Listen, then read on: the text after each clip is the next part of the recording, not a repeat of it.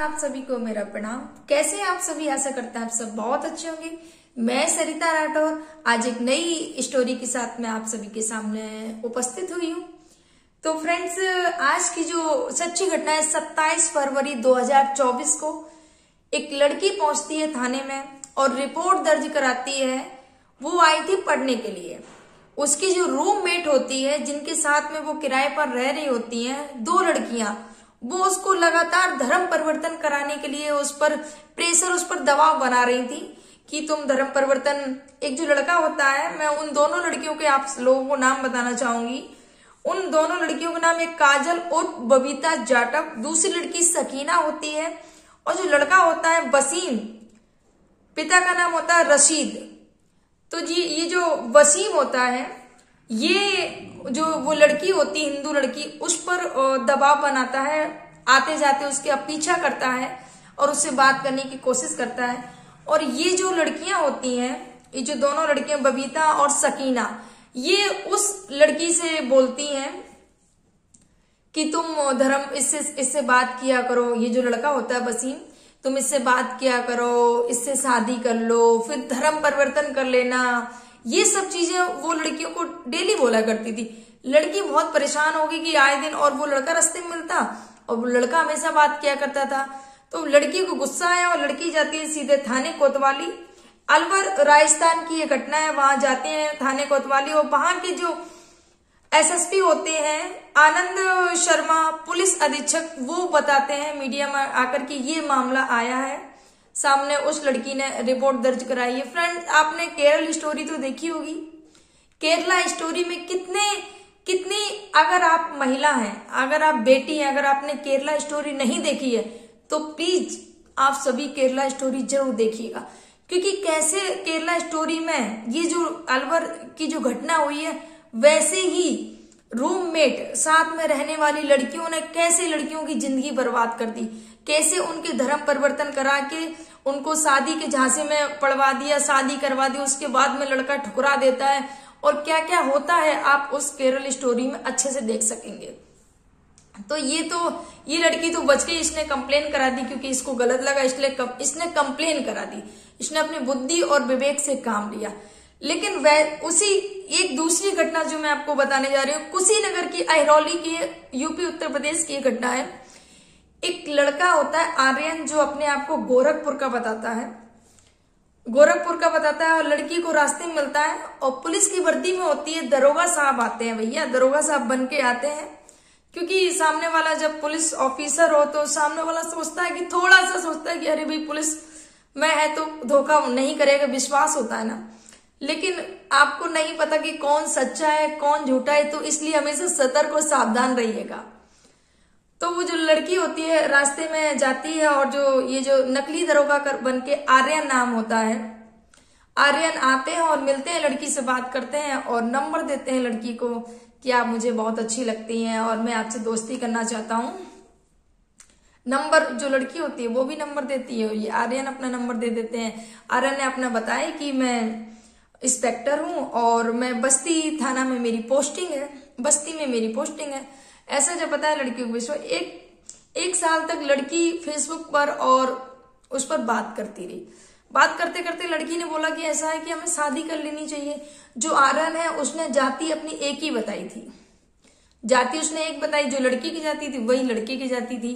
तो दोनों की जाति एक थी। तो जो घर वाले होते हैं, लड़की अपने माता पिता से बात करती कि ऐसे ऐसे लड़का पुलिस में है और दरोगा है और ऐसे ऐसे करके वो मुझसे शादी करना चाहते हैं। तो जब घर वालों को बात पता चली तो घर वालों ने बोला ठीक है हम जाएंगे देखने के लिए लड़का। तो जो घर वाले जब जाते हैं तो आर्यन ने नकली माता पिता भी बना दिए, नकली माता पिता बनाकर और मिलवा दिया, घर भी दिखवा दिया।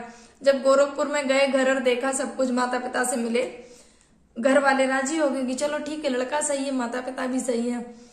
उसके बाद में क्या होता है, ये जो आर्यन होता है, इसने पहले बोला था, जब फर्स्ट टाइम मिला था तो इसने बोला था कि मुझे कोई दहेज नहीं चाहिए, मुझे बस आपसे शादी करनी है, मुझे कोई दहेज से कोई लेना देना नहीं, मैं खुद इतना कमाता हूं, मुझे क्या पड़ी है दहेज लेने की। जो लड़की होती है काफी इंप्रेस हो जाती है कि ये बहुत अच्छा लड़का है आर्यन। उसके बाद में शादी की डेट फिक्स हो जाती है। ये अपना इन लोगों का बातचीत चालू रहता है।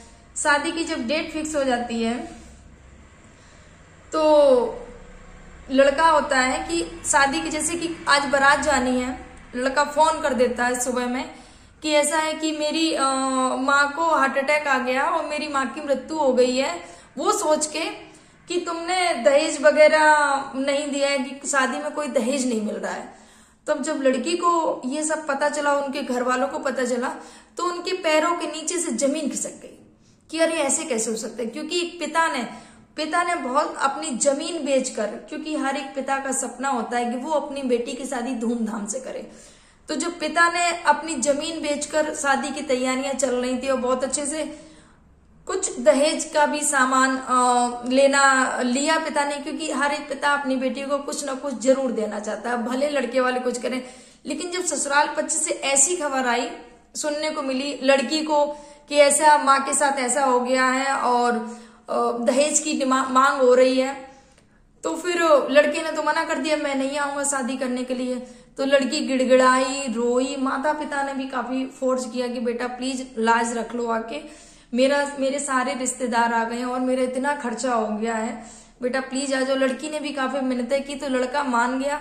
लड़का अकेला ही आ जाता है शादी करने के लिए। जब शादी करने के लिए अकेला आ जाए तो जो गाड़ी होती है उसमें भी भाई पुलिस का लोगो लगा होता है उस गाड़ी में। तो जो लड़का आ जाता है अकेले शादी करने के लिए, उसके बाद में शादी की जो रस्में होती हैं वो शुरू होती हैं। रस्मों के बाद में क्या होता है कि जो दुल्हन के जो गहने जेवरात जो लड़के वालों के यहाँ से आते हैं वो चढ़ाया जो होता है वो रखा जाता है। तो जब वो चढ़ाया रखा गया तो लोग तो वैसे ही बहुत देखते हैं शादी विवाह में क्या कि ससुराल से मतलब जो जेवर आया क्या क्या है बेटी के लिए, क्या क्या आया है। तो सारे लोग ऐसे जेवर को देख रहे थे। लोगों ने पहचान लिया कि तो नकली जेवर है, ये तो पूरा जेवर नकली है। जब पता चला तो वैसे ही जो लड़की वाले थे वैसे ही गुस्सा थे, अकेला आ गया शादी करने के लिए, कोई भी नहीं आया है। और ऐसे कैसे, मतलब उसी दिन माँ खत्म हो गई, ऐसा बोला इसने कि मम्मी खत्म हो गई इसलिए मैं नहीं आ सकता, मैं शादी नहीं कर सकता हूँ। तो थोड़े घर वाले पैसे ही खपाते, लेकिन लड़की और वो सब मनाने के बाद में वो आ जाता है। और उसके बाद में जब नकली जेवर देखा तो गुस्सा फूट गया घर वालों को, बोला दूल्हे से कि ऐसा, तो कुछ बातें होने लगी आपस में उन लोगों की, दूल्हे की और घर वालों की। तो लड़की की जो चेहरा होता है उतर जाता है और चेहरे के साथ में जो बिग लगाए रखी थी ना बालों की बिग, तो वो भी गिर जाती है। जब उसके बालों की बिग गिर जाती है ना तो लड़की के तो होश उड़ जाते हैं कि दूल्हा तो टकला है, दूल्हे के सिर में बाल ही नहीं है। जब लड़की ये देखती है तो लड़की तो बहुत परेशान हो जाती है, अरे ये कैसे, ये तो मतलब धोखा हो रहा है मेरे साथ में। उसके बाद में घर वालों को और सब गहराता जाता है। जब घर वाले कड़ी पूछताछ से उस लड़की से जब बात करते हैं कि बताओ क्या है सच्चाई क्या, वो सारी चीजें जब जानने की कोशिश करते हैं तब लड़का बताता है जाके कि मेरा नाम, उसने पूरा वहां पर बताया जाके कि कप्तानगंज थाना के मथौली का रहने वाला हूं। वो गोरखपुर का नहीं था, वो कप्तानगंज थाना के मथौली का रहने वाला तबरेज आलम उसका नाम है। जब सबने सुना तो सबके सब हक्का बक्का रह गए कि तबरेज आलम इतने दिन से उस लड़की को बेवकूफ बना रहा था। तो ये सारे मामले आए दिन आते रहते हैं समाज में। सोचिए उस पिता का क्या, जिस पिता ने लड़की की शादी के लिए जमीन बेच दी और इतना शादी में खर्चा किया उस पिता ने। यहाँ पर मैं आप सभी से, मेरी जो भी बहनें या जो भी मेरा वीडियो ये देख रहे हैं, मैं उन बहनों से कहना चाहूंगी कि प्लीज इतनी जल्दी किसी पर विश्वास और भरोसा मत करिएगा। जब आज के जमाने में ये जो घटनाएं हो रही हैं, कहीं ना कहीं लोग बड़ी जल्दी विश्वास कर लेते हैं। किसी ने बोल दिया कि अरे मैं ये हूं, मैं वो हूं, और बात मान लेती हैं और इतनी जल्दी अट्रैक्शन में इतनी जल्दी आकर्षित हो जाती हैं। ये कोई प्रेम नहीं है मेरे भाई मेरी बहनों। आप प्लीज अपने आप को, पहले आपने देखा होगा कि पहले माता पिता जाते थे लड़का लड़की को देखने के लिए, घर परिवार वो सारी चीजें, अड़ोसी पड़ोसी से भी पूछते थे, रिश्तेदार कहीं का भी दूर का भी कनेक्शन होता था तब भी बात किया करते थे कि हाँ ये जो भी है पूरी जानकारी जांच पड़ताल के करने के बाद में रिश्ते को किया जाता था। लेकिन आज का जो सोशल मीडिया का ये जो युग चल रहा है, इसमें लोग बहुत जल्दी तो विश्वास कर लेते हैं और लोगों से जुड़ जाते हैं, फिर उनके साथ हो जाता है धोखा, और धोखे के बाद में फिर क्या मिलता है? पछतावा। अब जिस बाप ने लाखों का खर्चा कर दिया तो उस बाप का क्या दोष था? अब इसमें सारा ये जो दोष है लड़की का है, क्योंकि लड़की ने क्यों इतनी जल्दी विश्वास किया? अरे कोई पुलिस वाला या जो भी है इतनी जल्दी विश्वास नहीं करने। और आज तक बहुत सारे ऐसे केस है, नकली पुलिस वाले बन के घूमते हैं, बहुत सारे केस। अभी थोड़ी दिन पहले ही मैंने एक स्टोरी आप लोगों को सुनाई थी, तो उसमें भी वो इंस्पेक्टर बन के पहुंच गए थे लड़की को देखने के लिए। वो तो लड़की वकील थी, तो उसने छानबीन कर ली आई कार्ड और वहां पता किया फोन करके कि ये इंस्पेक्टर आपके यहाँ पर तैनात है कि नहीं है। तो इस लड़की ने यहाँ पर कोई ये सतर्कता या नहीं दिखाई कि पूरी जांच या वो सब करनी चाहिए, और फंस जाती है और एक पिता बर्बाद हो जाता, और कुछ नहीं होता है। तो फ्रेंड्स, हमें ये जो स्टोरी है, हमें इन सब से सीख जरूर लेनी चाहिए। और आप सभी अपना ध्यान रखिएगा और सावधान रहिएगा, किसी के भी बहकावे में मत आइएगा। राधे राधे।